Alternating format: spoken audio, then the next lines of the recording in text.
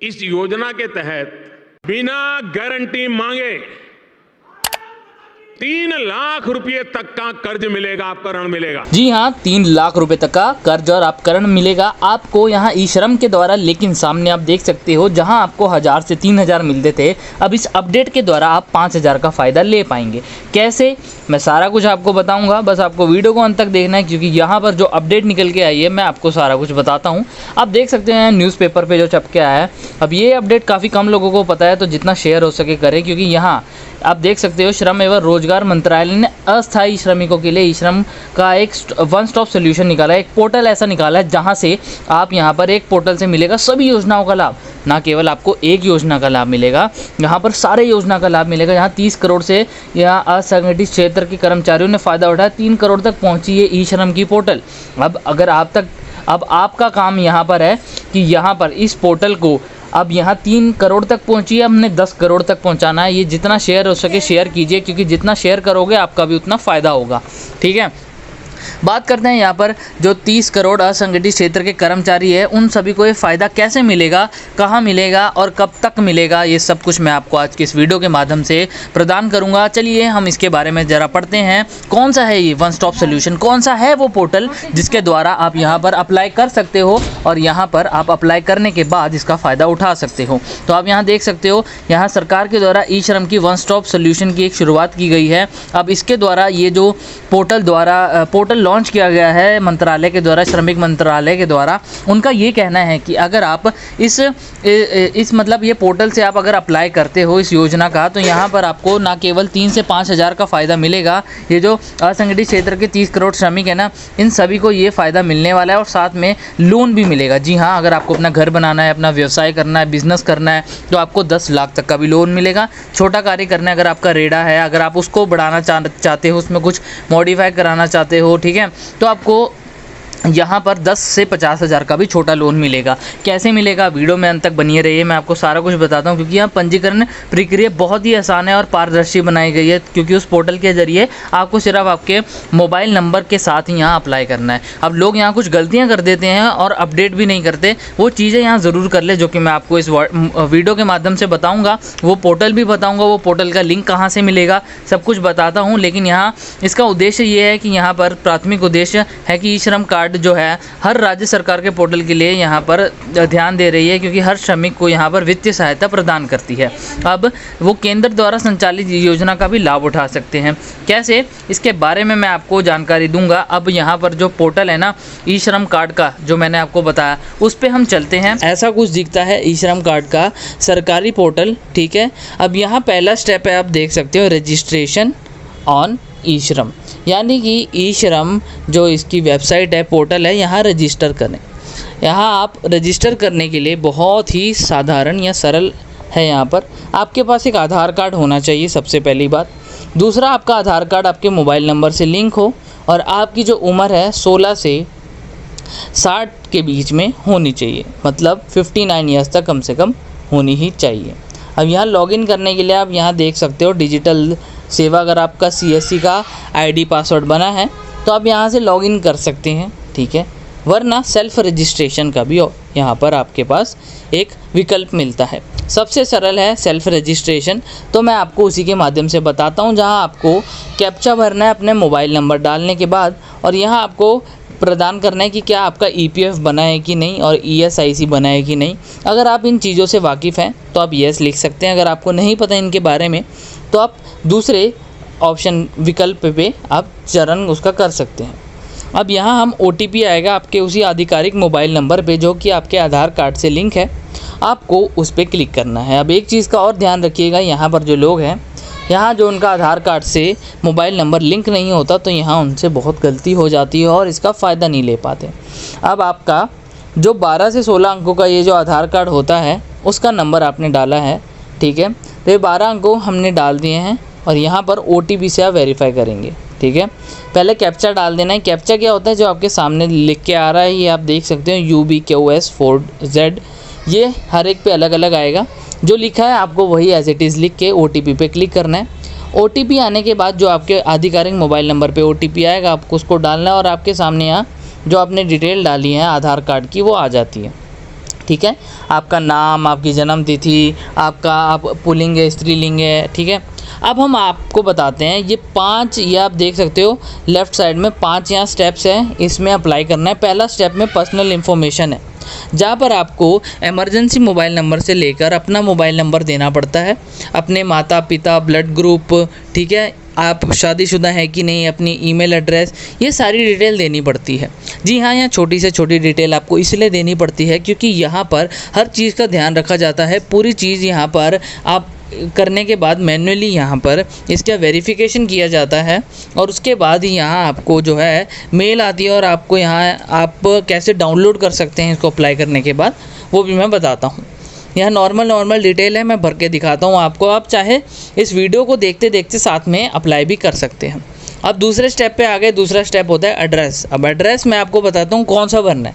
आप एड्रेस वही भरिएगा जो कि आपका जो रेजिडेंशियल एड्रेस है, जहाँ आप रह रहे हैं, ठीक है, जहाँ आप रह रहे हैं वो, जहाँ आपसे करंट लोकेशन पूछा है वो, और जहाँ आपसे नॉर्मली पूछा गया है वहाँ पर आप अपना आधार कार्ड पे जो एड्रेस है वो भरें। अगर आपका दोनों सेम है, अगर आपके आधार कार्ड पे जो एड्रेस है और आप उसी एड्रेस पे रह रहे हैं, तो आप दोनों जगह वो भर सकते हैं, ठीक है।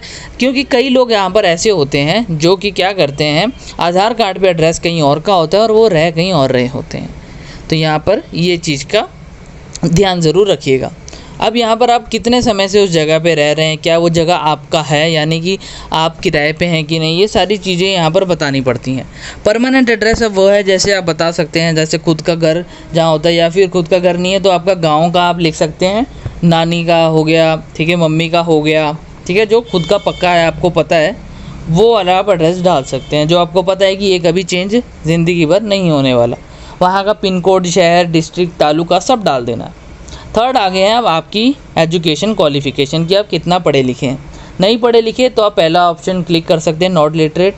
यहाँ आप देख सकते हो हर एक का है कि आप यहाँ सिर्फ स्कूलिंग की है आपने, ठीक है, आपने बीच में छोड़ दी है, प्राइमरी तक की है, 5वीं तक किया है, 8वीं तक किया है, 10वीं तक किया है, ये सारे आपके पास ऑप्शन आ चुके हैं। अब एक और चीज़ यहाँ पर बहुत चीज़ ध्यान रखने वाली है कि हमारे जो यहाँ सब्सक्राइबर हैं, व्यूअर्स हैं, वो यूपी और बिहार से जो देखते हैं, उनका ये सवाल होता है कि यहाँ उनका जो बैंक का उन्होंने लेन देन नहीं किया होता पिछले कुछ महीनों में और उसी बैंक की डिटेल डाल देते हैं, तो इन्हें यहाँ पर दिक्कत आती है इसका फ़ायदा उठाने में, ठीक है। तो इस चीज़ का ध्यान रखिए, आपका बैंक खाता खाली नहीं होना चाहिए, उसमें लेन देन होना चाहिए। अगली डिटेल आती है ऑक्यूपेशन एंड डिटेल, कि आप क्या काम वगैरह करते हैं इसके बारे में। तो यहाँ कुछ कोड वगैरह आएंगे, तो आप सामने देख सकते हो, आप देख सकते हो आपका ऑक्यूपेशन का कोड, आप देख सकते हो आप किस यहाँ सेक्टर में काम करते हैं, उसका कोड आपके सामने लिख के आ जाता है। आप यहाँ चाहे देख सकते हैं, इसका जो लिंक है आपको डिस्क्रिप्शन में मिल जाएगा। और एक और चीज़, अगर आप यूपी और बिहार के अलावा किसी भी प्रांत या शहर से देख रहे हैं भारत के, तो हमें कमेंट में बताना, और आपको ई श्रम कार्ड में अप्लाई करते वक्त क्या दिक्कत आ रही है, क्या आपको डाउनलोड करते वक्त दिक्कत आ रही है, क्या आपको 3000 रुपये प्रति माह फ़ायदा उठाने में दिक्कत आ रही है, या इससे लोन लेने में दिक्कत आ रही है, इसका हमें कमेंट में ज़रूर जवाब दीजिएगा, ठीक है। अब यहाँ पूछा गया कि आप ज़ोमैटो, ऊबर, ओला जैसी चीज़ों में काम करते हैं, ठीक है, तो आप उस पर बता सकते हैं, या फिर नहीं करते तो नहीं, ठीक है।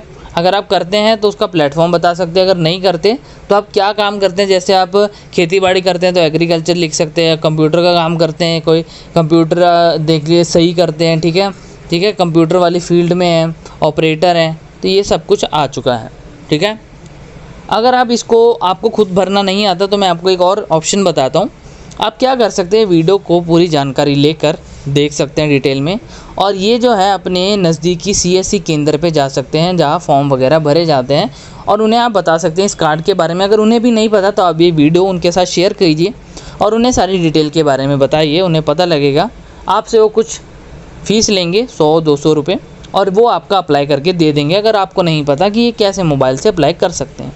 या फिर आपके घर के पास कोई पढ़ा लिखा व्यक्ति रहता है, अगर आपको नहीं आता तो आप उससे भी करवा सकते हैं 50 रुपये दे के। बस ये है कि ये वीडियो उसको पता होनी चाहिए, उसके पता होना चाहिए, सारे स्टेप्स पता होने चाहिए, तो आप इसको ज़रूर सेव करके भी रख सकते हैं, इस वीडियो को, ये डाउनलोड कर लीजिए। अब यहाँ पर हम आपको बताएं, अगला स्टेप ये यहाँ पर आता है कि आप क्या जो है आप अपनी जो स्किल्स हैं, जो भी आप यहाँ काम कर रहे हैं उसमें और तरक्की करना चाहते हैं, उसको और सीखना चाहते हैं, अपग्रेड करना चाहते हैं, तो आप उसको हाँ या ना में जवाब दे सकते हैं कि आपके पास कोई सर्टिफिकेट या लाइसेंस है इस चीज़ के रिलेटेड जो आप काम करते हैं, हाँ या ना में जवाब दीजिएगा। उसके बाद आपसे पूछा गया है कि आपके पास जो है उसका नंबर क्या है, आपके लाइसेंस या सर्टिफिकेट का, उसकी भी डिटेल मांगी जाएगी। अगर नहीं है तो नो लिखिए, ठीक है। अब यहाँ पर जैसे मैंने बताया इंटरेस्टेड इन स्किल्स अपग्रेड वगैरह आपको चूज़ करना है। ऑक्यूपेशन का कोई सर्टिफिकेट है तो आप उस सर्टिफिकेट को अपलोड कर सकते हैं। जितना आप डिटेल अच्छे से देंगे, अच्छे से भरेंगे तो आप ही का फ़ायदा होगा। अगर आप कोई भी चीज़ यहाँ पर छोड़ देते हैं बिना जाने कि हाँ कोई बात नहीं, से भरे ना भरे फ़र्क नहीं पड़ता, तो वो बाद में आपको इसमें दिक्कत देगा। तो जो चीज़ें मैं बता रहा हूँ उसको ध्यान से सुनिएगा, क्योंकि वो चीज़ें आपके बाद में काम आएंगी ही आएंगी।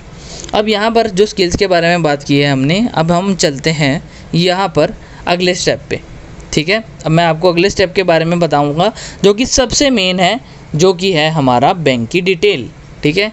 बैंक की डिटेल मैंने आपको पहले ही बताई थी। यहाँ जैसे हमारे यूपी और बिहार के व्यूअर्स बताते हैं कि अगर बैंक के खाते में लेन देन नहीं हुआ कुछ टाइम में, तो यहाँ पर आपका बैंक है वो डेड हो जाता है अकाउंट, और उसमें आपको दिक्कत आ सकती है इस राशि का मुहैया करने में। तो यहाँ पर याद रखिएगा कि बैंक खाता चालू हो। अब यहाँ पर आपको IFSC कोड, बैंक नेम और ब्रांच का नेम डालने के बाद सेव एंड कंटिन्यू पे क्लिक करना है। अब आप सामने देख सकते हैं सारी डिटेल आ गई है, ठीक है। जो भी डिटेल है आपको एक बार ही चेक करनी है। अब ये आपको, चाहे आप CSC नज़दीकी केंद्र में जब जाते हैं वहाँ पर भी आपको दिखाया जाएगा यहाँ सारा कुछ अप्लाई करने से पहले कि एक बार ही चेक ज़रूर कीजिएगा कि यहाँ पर कोई चीज़ गलत तो नहीं है। आपको एक एक चीज़ को देखना है, अगर कोई भी गलत होती है तो वो आप वापस उन्हें बताइएगा, वो सही कर देंगे खुद, ठीक है। अब यहाँ चेक बॉक्स पे क्लिक करके उसके बाद यहाँ पर क्या आप NCS नेशनल कैरियर सर्विस में कोई जॉब ढूंढ रहे हैं, यस और नो। नो तो हम नहीं ढूंढ रहे, हम जो है उसी जॉब में हम इस राशि का मुहैया करना चाहते हैं। सबमिट पे क्लिक करना है। अब आप देख सकते हैं यहाँ डाउनलोड करने का आपके पास सामने ऊपर ऑप्शन आ चुका है। आपका यहाँ पर आराम से बन चुका है जो आपका ई-श्रम कार्ड है, ठीक है। ये बहुत ही सिंपल स्टेप्स था। अब मैं आपको बताता हूँ, अगर आप इससे लोन लेना चाहते हैं, बहुत ही सिंपल प्रोसेस है। आप इस वीडियो को देखिएगा, आपको सारा कुछ समझ आ जाएगा।